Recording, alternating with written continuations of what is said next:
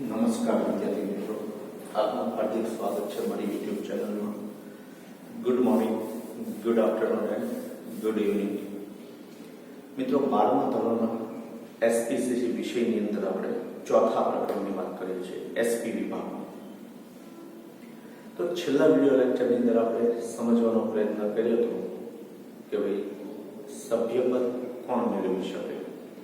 તો જેની અંતર્ગત આપણે વાત કરી હતી કે જીવંત વ્યક્તિ છે, કંપની છે, HUF એટલે કે હિન્દુ અવિભક્ત કુટુંબ છે, ટ્રસ્ટ છે, બરાબર. આવા અલગ અલગ વ્યક્તિઓ કેવી રીતે સભ્યપદ પ્રાપ્ત કરી શકે એની વાત આપણે ગયા વિડિયો લેક્ચરની અંદર કરવાનો પ્રયત્ન કર્યો હતો.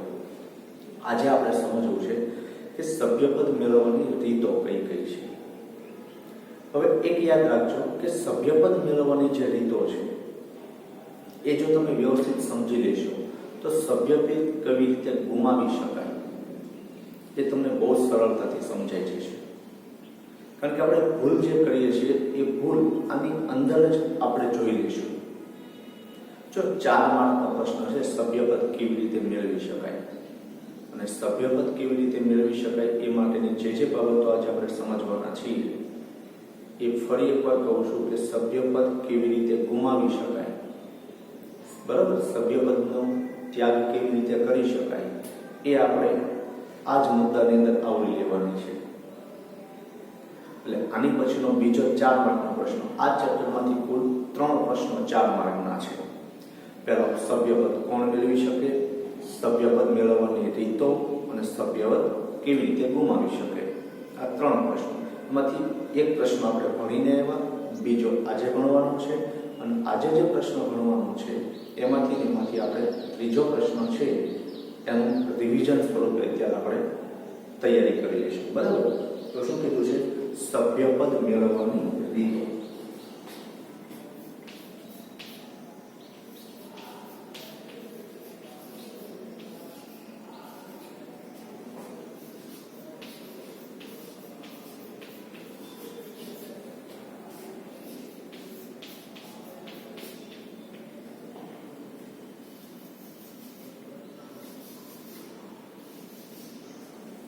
હવે વિદ્યાર્થી મિત્રો, સભ્યપદ મેળવવાની રીતો તમે કંઈક એની વ્યાખ્યા યાદ કરો કે જે વ્યક્તિએ આવેદનપત્રની સ્થાપનાની કલમમાં સહી કરી હોય અને કંપનીને લેખિત સંમતિ આપી હોય એ વ્યક્તિ કંપનીનો સભ્ય ગણાય છે. આવું કંઈક હતું? હા કે ના? સમજાય છે ને? આપણે ફરી એકવાર બોલું છું કે જે વ્યક્તિએ કંપનીની આવેદનપત્રની સ્થાપનાની કલમમાં સહી કરી હોય અને લેખિત સંમતિ દ્વારા કંપનીના સભ્ય થવા માટે અરજી કરેલી હોય, સંમતિ માંગેલી હોય, એ વ્યક્તિ કંપનીનો સભ્ય ગણાય છે. આવી જતી એક વ્યાખ્યા. તો હવે સૌથી પહેલું છે આવેદનપત્રમાં સહી કરવાથી. પહેલું શું કહેવાય? આવેદનપત્રમાં સહી કરવાની પહેલી.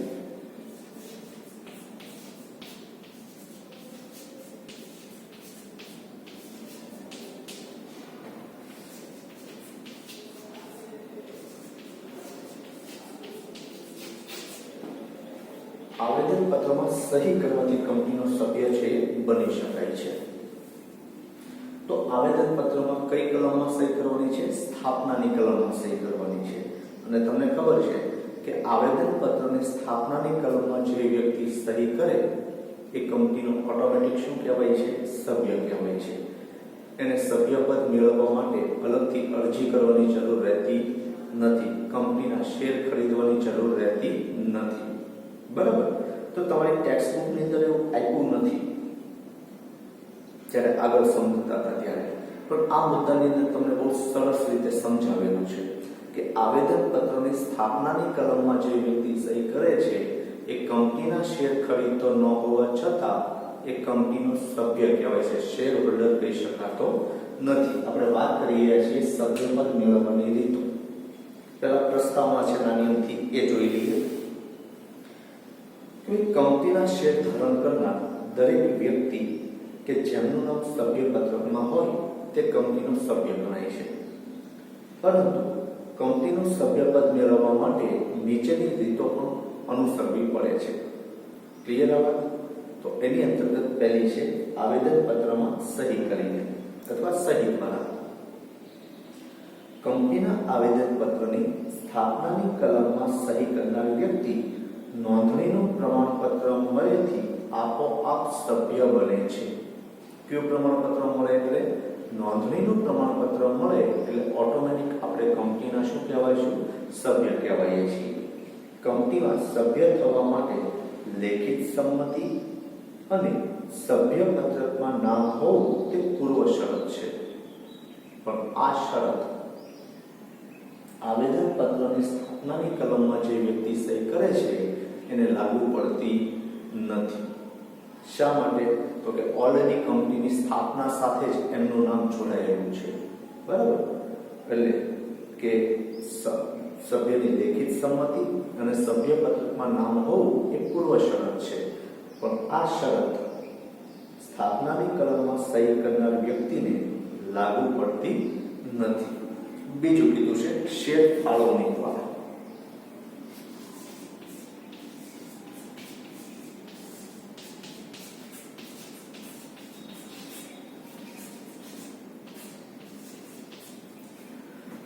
હવે શેર ફાળવણી દ્વારા કઈ રીતે સભ્ય થઈ શકાય એ તમે બીજા ચેપ્ટરમાં ભણીને આવ્યા છો. શેર ફેરબદલી. બરાબર? હું હા પાડું.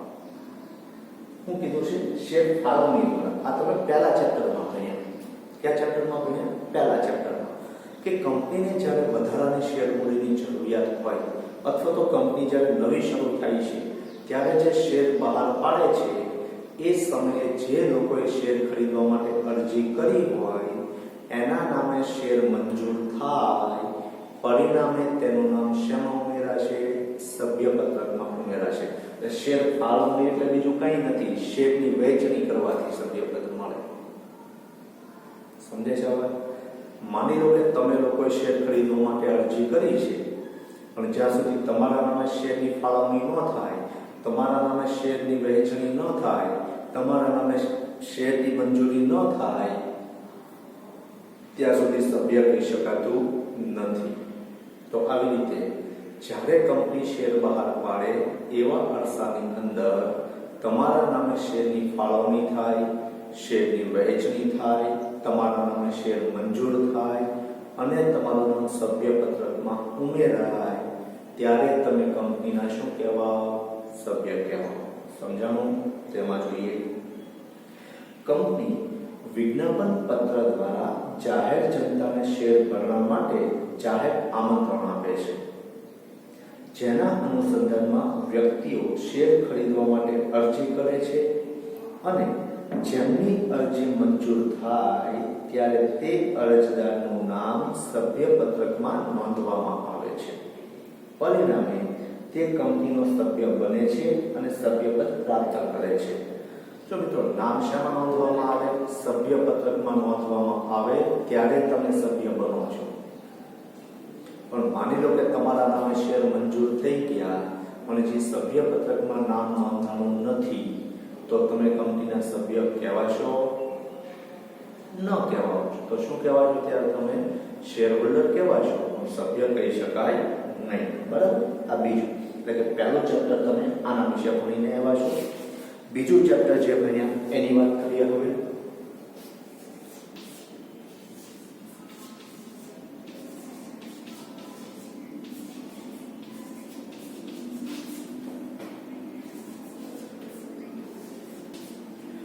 શેર ફેરબદલી દ્વારા ભણ્યા છે બીજું ચેપ્ટર. હવે નાનો પાડતો બીજું ચેપ્ટર જ છે કે માની લો કે એ નામનો વ્યક્તિ પાસે શેર છે. કયા વ્યક્તિ પાસે શેર છે? એ નામના વ્યક્તિ પાસે. હવે એ વ્યક્તિને એવું લાગે છે કે મારા શેરમાં નફો મળે એમ છે અથવા તો કોઈ પણ સંજોગોમાં મારે શેર બીજા વ્યક્તિને વેચી દેવા છે. તો હવે આ બી નામના વ્યક્તિને એ પોતાના શેર વેચી દે છે. સમજે છે વાત?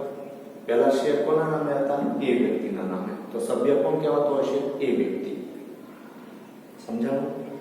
હવે એ વ્યક્તિ છે એ બી વ્યક્તિને પોતાના શેર વેચી દે છે. તો હવે એ વ્યક્તિનું નામ સભ્યપત્રકમાંથી શું થશે? રદ થશે, કારણ કે શેર કોના નામે થઈ ગયા? બી વ્યક્તિના નામે. ક્લિયર આ વાત? તો હવે એ વ્યક્તિનું નામ સભ્યપત્રકમાંથી રદ થશે અને બી વ્યક્તિનું નામ ઉમેરાતા હવે સભ્યપદ કોને પ્રાપ્ત થશે? બી વ્યક્તિના નામની વ્યક્તિને. અત્યાર સુધી એને સભ્યપદ મળ્યું હતું નહીં. તો જો આમાંનામાંથી ગયું સભ્યપદ કોણ ગુમાવે છે? એ. તો શેર ફેર બદલી દ્વારા સભ્યપદ ગુમાવી શકાય કે ન ગુમાવી શકાય? ઓબ્વિયસલી ગુમાવી શકાય. કોણ ગુમાવે છે? એ વ્યક્તિ. તો આનો જ મુદ્દો આપણે શેર સભ્યપદ ગુમાવવાની રીતોમાં આપણે ભણીશું. બરાબર? તો અત્યારે એ વ્યક્તિ સભ્યપદ ગુમાવે છે અને ફેરબદલી બીના નામે થાય છે અને બી વ્યક્તિનું નામ સભ્યપત્રકમાં ઉમેરાતા બી વ્યક્તિ કંપનીનો શું બને છે? સભ્ય બને છે. એમની પછી એમાં જોઈએ કે જ્યારે કોઈ શેર હોલ્ડર પોતાના શેર અન્ય વ્યક્તિને વેચે ત્યારે શેર ફેરબદલીની વિધિને અનુસરીને શેર ખરીદનાર વ્યક્તિનું નામ સભ્યપદમાં ઉમેરાય છે અને તે સભ્યપદ મેળવે છે. આવી શેર ફેરબદલી કંપની ધારાની જોગવાઈ અને કંપનીના નિયમન પત્રને આધીન કરી શકાય છે. તમને ખબર છે, બીજો આપણું ચેપ્ટર ભણીને એમાં કે અમુક સંજોગોમાં શેર ફેરબદલીનો ઇનકાર કરી શકે છે. ભણ્યા છો ને? તો આવી રીતે કંપની ધારાના નિયમોનું પાલન કરવું પડે અને નિયમન પત્રમાં કરેલી જોગવાઈઓને આધારે શેર ફેરબદલી કરતા એ શેર ફેરબદલી છે એ બીજા વ્યક્તિના નામે મંજૂર થાય છે. બરાબર? અને જે વ્યક્તિના નામે મંજૂર થાય એ વ્યક્તિ કંપનીનો શું કહેવાય છે? સભ્ય કહેવાય છે. ત્રીજો મુદ્દો કાયદાકીય હસ્તાંતરનો. ચોથો મુદ્દો કાયદાકીય હસ્તાંતરણ દ્વારા.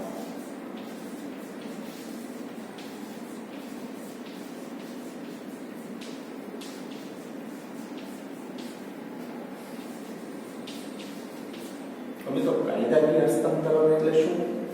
કે ત્રણ સંજોગો આપણે ભણીને આવ્યા હતા કે વ્યક્તિનું અવસાન થાય, અસ્થિર મગજનો થાય કે નાદાર જાહેર થાય. તો ત્રણે ત્રણ સંજોગોની અંદર એમની પાસે રહેલા શેર કોને આપવામાં આવે? બીજા વ્યક્તિને આપવામાં આવે.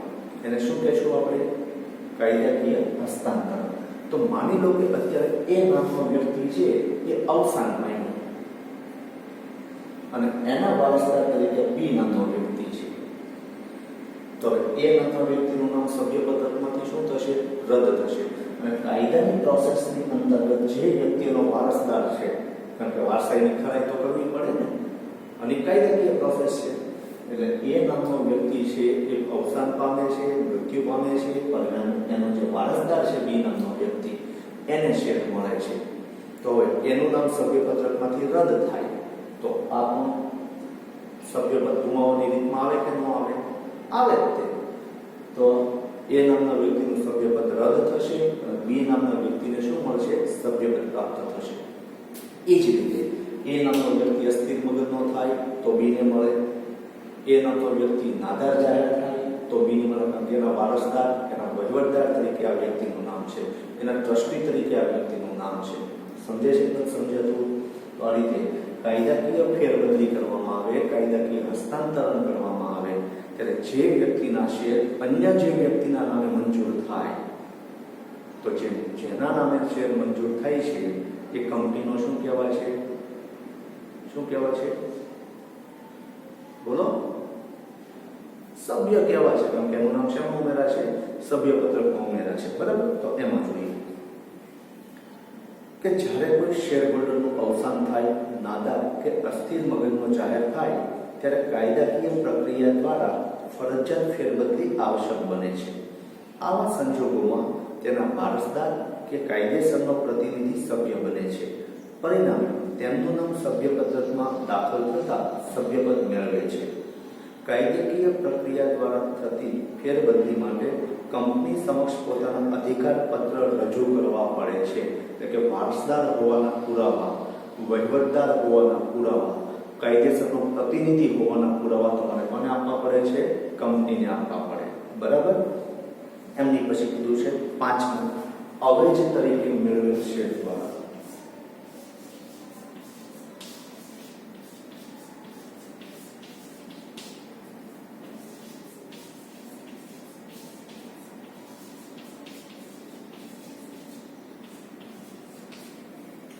અવેજ એટલે શું? તો કે ઘણીવાર એવું બને કે આપણે આપણા જે શેર છે એ બહાર પાડીએ એ પહેલા કંપનીની જ્યારે સ્થાપના કરતા હોઈએ ત્યારે તો ઘણા બધા નિષ્ણાત લોકોની આપણે સેવા લીધેલી હોય, ઘણા બધા લોકોએ કંપનીની સ્થાપનામાં આપણે મદદ કરી હોય. તો આવા જે નિષ્ણાત લોકો છે એ મફત દવા એટલે કે પોતાના સૂચનો નથી આપતા. હાલો ને રોડ ઉપર નીકળ્યા છીએ તો કે તાવ આવે છે તો કે ડૉક્ટરને મળતા જઈએ, તો ડૉક્ટર આમને દવા આપશે? મમ્મી પપ્પા ડૉક્ટર હોય, કાકા કાકી ડૉક્ટર હોય તો એવું નથી કહેતો બહારનો વ્યક્તિ ડૉક્ટર છે ને આપણે નીકળ્યા છીએ. એ જ રીતે ઘરમાં ઝઘડો ચાલે છે અને રોડ ઉપર નીકળું છું, વકીલની ઓફિસ મળી જાય અને ત્યાં જઈને એમ કહે કે ભાઈ ચાલો મારે છૂટાછેડા લેવા છે, તો વકીલ આપશે સલાહ? નહીં આપે. એમ કંપની જ્યારે સ્થાપના થતી હોય, કંપનીની સ્થાપના થતી હોય ત્યારે અલગ અલગ નિષ્ણાત લોકોની જે સેવા આપણે લીધેલી હોય એ નિષ્ણાત લોકોને ત્યારે આપણે એવું કીધેલું હોય કે ભાઈ જ્યારે કંપનીની સ્થાપના થશે, કંપની જ્યારે શેર બહાર પાડશે ત્યારે તમે જે સેવા આપી છે એના અવેજ તરીકે અમે કંપનીના પૂર્ણ ભરપાઈ થયેલા શેર આપીશું.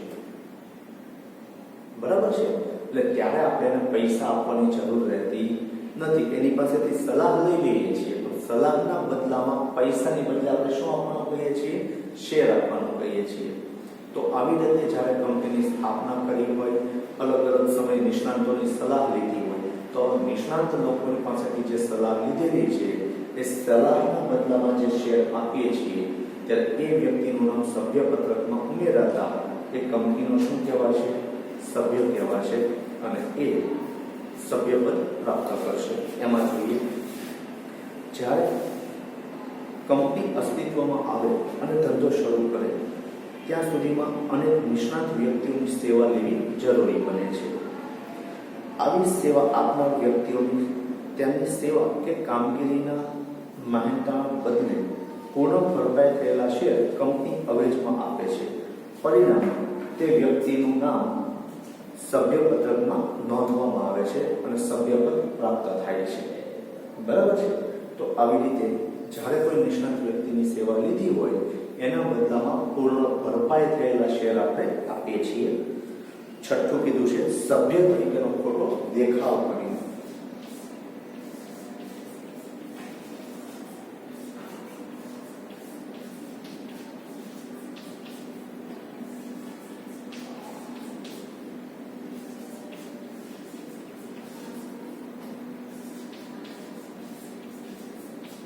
હવે ઘણી વાર એવું બને કે એ નામનો વ્યક્તિ છે પોતાના શેર બી નામની વ્યક્તિને વેચી દે છે. બરાબર? તો કાયદેસર રીતે સભ્ય કોણ થવા તૈયાર છે? કોણ લાયક છે? બી નામનો વ્યક્તિ. પણ કંપની ક્યારેક પોતાની આટીઘૂટીમાં અથવા તો અન્ય કામગીરી સબબ એ વ્યક્તિનું નામ સભ્યપદમાંથી રદ કરવાનું ભૂલી જાય છે. તો કાયદેસર તમે જુઓ તો એ નામની વ્યક્તિએ તો પોતાના શેર બી નામની વ્યક્તિને વેચી દીધા છે. તો સભ્યપદમાં કોનું નામ હોવું જોઈએ? બી વ્યક્તિનું નામ. પણ કંપનીએ હજી બી વ્યક્તિનું નામ ઉમેર્યું નથી અને એ વ્યક્તિનું નામ રદ નથી કર્યું. તો એવા સંજોગોની અંદર કંપની જ્યારે મીટિંગ બોલાવે, કંપની કોઈ અગત્યના નિર્ણય લે તો ત્યારે એ નામનો વ્યક્તિ સભ્ય છે એ રીતે હાજરી આપે. પણ એ કેવી રીત છે? કેવી રીત છે? ખોટો દેખાવ કરે છે. જો શેર હોલ્ડર નથી, સભ્યને લાયક નથી, કારણ કે સભ્ય કહેવાતો જ નથી એ હવે, અને છતાં એ ખોટો દેખાવ કરીને કંપનીની સભામાં હાજરી આપે તો ત્યારે એને કહેવાય સભ્ય તરીકેનો ખોટો દેખાવ કરીને એ અત્યારે શું મેળવેલું છે? એમને સભ્યપદ મેળવેલું. ભલે ક્ષણિક સમય માટે હોય, થોડાક સમય માટે હોય, પણ જ્યાં સુધી આ વ્યક્તિનું નામ હજી સભ્યપત્રકમાંથી ન રદ થાય ત્યાં સુધી એ કંપનીનો સભ્ય ગણાય છે. કેવી રીતે? ખોટી રીતે. અને આવા સંજોગોમાં કંપની કોઈ મીટિંગ બોલાવે અને કંપની કોઈ અગત્યના નિર્ણય લે અને ત્યારે આ ભાઈની હાજરી હોય તો એ ભાઈ એની માટે કાયદેસરનો જવાબદાર ગણાશે. ભલે સભ્ય નથી તોય, ભલે શેર હોલ્ડર નથી તોય, કારણ કે તમે ખોટો દેખાવ કરીને લાભ લેવા માટે તો આવ્યા હતા, તો નુકસાનીમાં તમારે જ બેઠવું પડે ને. નુકસાની થોડા કે બીજે કોઈ ભોગવે. બરાબર? તો કંપનીમાં આવી રીતે સભ્ય તરીકેનો ખોટો દેખાવ કરીને હાજરી આપો અને કંપનીમાં કોઈ નુકસાન થાય તો ત્યારે તમે ન કહી શકો હું ક્યાં શેર હોલ્ડર હતો, કંપની મારું નામ સભ્યપત્રકમાંથી રદ નહોતું કર્યું, પણ ભાઈ તમે સભામાં તો હાજર હતા ને, તો એમાં જોઈએ કે જ્યારે કોઈ સભ્ય પોતાના શેર અન્યને વેચે ત્યારે તેના સભ્યપદનો અંત આવે છે. તેની પાસે સભ્યપદ ન હોવા છતાં તે કંપનીના સભ્યપત્રકમાં નામ ચાલુ રહેવા દે, પોતે સભ્ય છે તેવો દેખાવ કરે અને આભાસી વર્તન દ્વારા સભ્ય તરીકેના અધિકારનો ઉપયોગ કરે. જો સભામાં હાજરી આપે નિર્ણય લેવામાં મદદરૂપ બને તો આવી રીતે પોતાના અધિકારનો ઉપયોગ કરે અને પરિણામે સભ્ય તરીકેની જવાબદારી ઉદ્ભવે ત્યારે વર્તમાનમાં તે સભ્ય નથી તેવી દલીલ કરે તે માન્ય ગણાતી નથી, કારણ કે કાયદાની દ્રષ્ટિએ તેને સભ્ય તરીકેના હક મળતા નથી, પરંતુ સભ્ય તરીકે તે જવાબદાર બને છે. એમની પછીનું કીધું છે 7મું, ત્યાગપત્રનો ઉપયોગ કરીને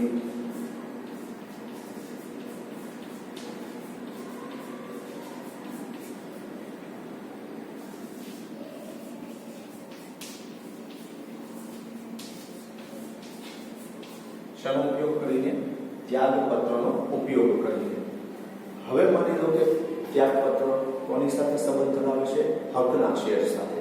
હકના શેર જે આપણને મળ્યા છે ને આપણે નથી લેવા, તો આપણે એ શેર કોની તરફેણમાં ત્યાગ કરીએ છીએ? અન્ય વ્યક્તિની તરફેણમાં ત્યાગપત્રનો ઉપયોગ કરીને ત્યાગ કરીએ છીએ.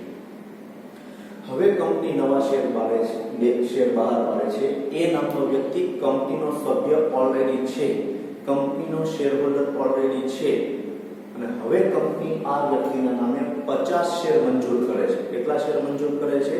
50 શેર. તે 50 શેર ઉપર અધિકાર કોનો? એ નામની વ્યક્તિનો.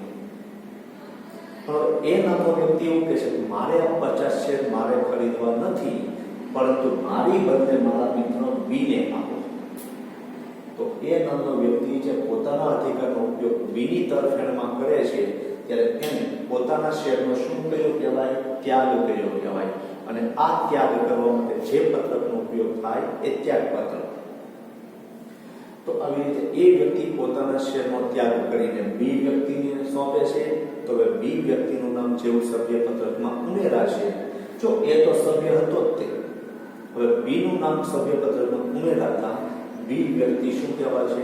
સભ્ય કહેવાય છે. આ રીતે ત્યાગપત્રનો ઉપયોગ કરીને વર્તમાન શેર હોલ્ડરને હકના શેર ખરીદવા માટે મળેલ હકનો સંપૂર્ણ કે આંશિક રૂપે તે અન્યની તરફેણમાં ત્યાગ કરે છે, જતો કરે છે અને ત્યાગપત્રનો ઉપયોગ કરે છે.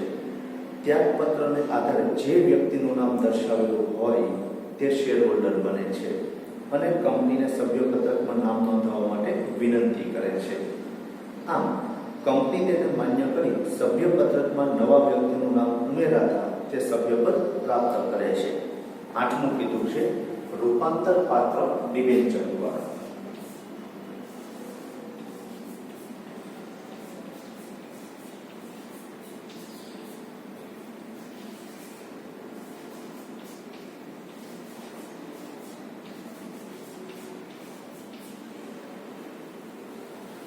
મેં તમને પોઈન્ટ કીધો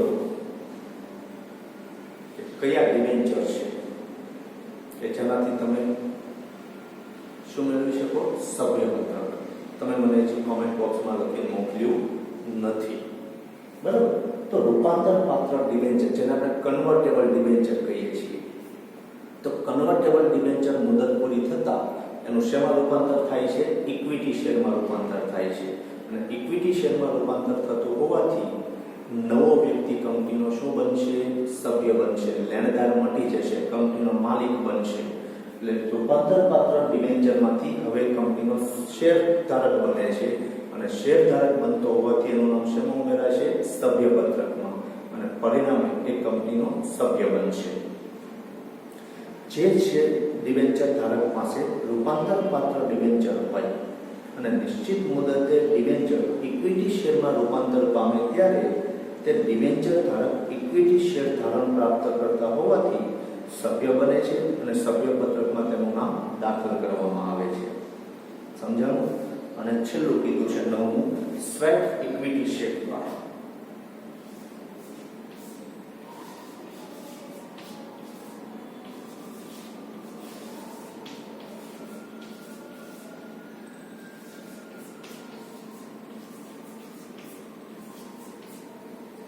સ્વેટ ઇક્વિટી શેર. તો ઘણીવાર કંપનીની અંદર કોઈ સારું કાર્ય કરે, જેને લીધે કંપનીને બહુ લાંબા સમય સુધી ફાયદો થવાનો હોય એવા કર્મચારીઓ કોઈ કર્મચારી વિશેષ સિદ્ધિ મેળવે, તો ત્યારે એ સિદ્ધિનો લાભ કંપનીને જ મળવાનો છે. જે કર્મચારી કંપનીમાં નિષ્ઠાપૂર્વક કામ કરે છે, જેનાથી કંપનીને ફાયદો થવાનો છે, એવા કર્મચારીઓને કાયમી સ્થાન આપવા માટે, એ કર્મચારીને કંપની પણ પોતાની કદર કરે છે એવું દર્શાવવા માટે આવા લોકોને સ્વેટ ઇક્વિટી શેર ભેટ સ્વરૂપે આપવામાં આવે છે. બરાબર, જેને કહેવાય સ્વેટ ઇક્વિટી શેર કહેવાય. તો આવા કર્મચારીઓને જે સ્વેટ ઇક્વિટી શેર આપણે આપીએ છીએ, પરિણામે એ કંપનીનો કર્મચારી તો છે જ, પણ જેવા આ શેર પ્રાપ્ત કરે છે એટલે કંપનીનો માલિક બને છે અને કંપનીના મળતા તમામ અધિકારો, શેર હોલ્ડરને મળતા તમામ અધિકારો એ ભોગવતો થાય છે. એટલે જે તે વ્યક્તિની કદર કરવા માટે, જે તે વ્યક્તિને બક્ષિસ આપવા માટે, જે તે વ્યક્તિના કાર્યચુસ્તતાને આગળ વધારવા માટે જે શેર આપવામાં આવે એને સ્વેટ ઇક્વિટી શેર કહેવાય. અને સ્વેટ ઇક્વિટી શેર આપવાથી એ કંપનીની સભ્યપત્રકની અંદર પોતાનું નામ ઉમેરવા માટે વિનંતી કરે છે અને એ કંપનીનો શું બને છે? સભ્ય બને છે. તો એમાં જોઈએ કે કંપની તેના સંચાલકો, કર્મચારીઓ અને વિશિષ્ટ જ્ઞાન ધરાવતા કર્મચારીઓને વટાવથી અથવા રોકડ સિવાયના અવેજથી જે શેર ફાળવે તેને સ્વેટ ઇક્વિટી શેર કહે છે. આ પ્રકારના શેર ધારકનું નામ સભ્યપત્રકમાં નોંધ કરવાથી સભ્યપદ પ્રાપ્ત કરી શકે છે.